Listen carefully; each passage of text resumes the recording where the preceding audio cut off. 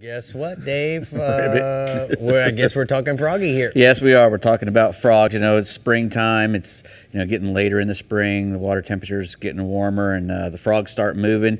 There's bass on the spawn still a little bit, bass off the spawn.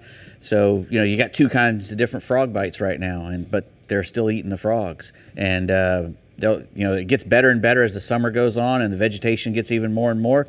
But right now, you can catch some really big post-spawn bass and even spawning bass on a frog in shallow water, 2-3 feet, under 5 feet, depending on the clarity of the water where the fish are.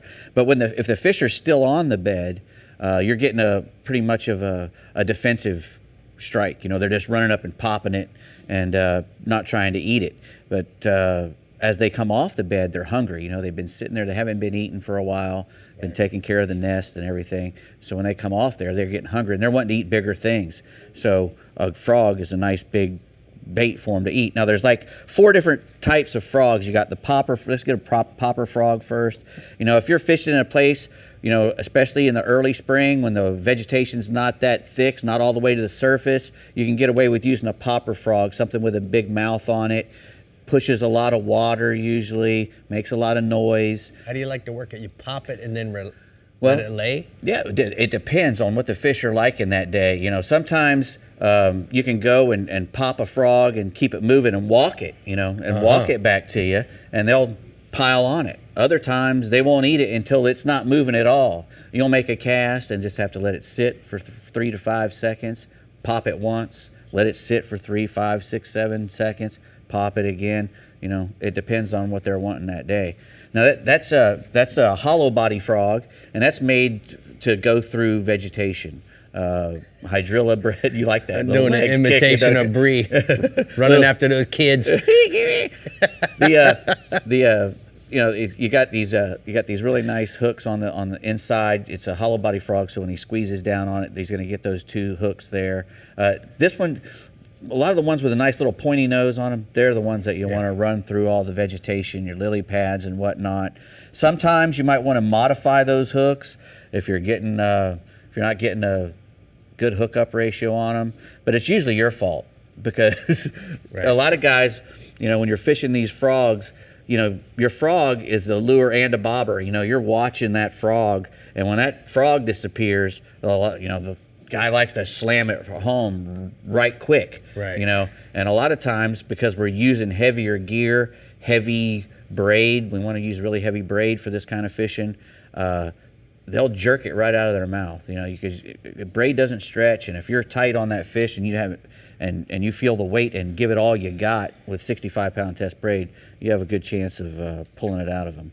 But this isn't going down the line of frogs. You had the little sinker frog there. Right. These are frogs that you can either run on. That's the logger toad from Bass Assassin. You can either run that on the surface. You got to keep it moving if you want to keep it up on the surface. Right. Otherwise, it's a frog bait that you'll let sink. Right. Like any other Texas rig soft bait, still looks like a frog, and you can hop it around a bass bed there and there. They want to protect their eggs from the frogs and whatnot, so they'll jump on it. I learned from Logger too that you can fish this with or without the tail. Oh yeah. You can break that tail off if you want it to be more noise making and less drag. Right. The tail, if you put a single one of these single magworm hooks in it, a 4/0, that thing is almost neutral. Mm-hmm. That logger toad is just about neutrally, and it takes a long time for it to sink.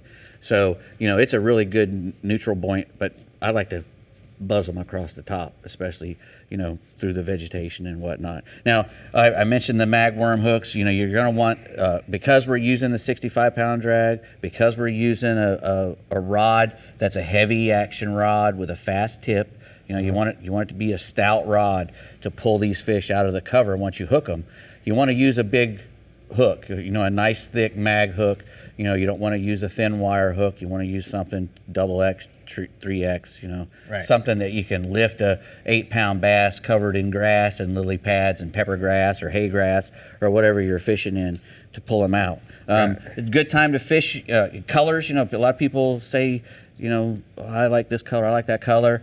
The world is your oyster. I kind of like to use natural colored frogs. I like to use because they're all light on the bottom and they're dark on the top. Mm-hmm.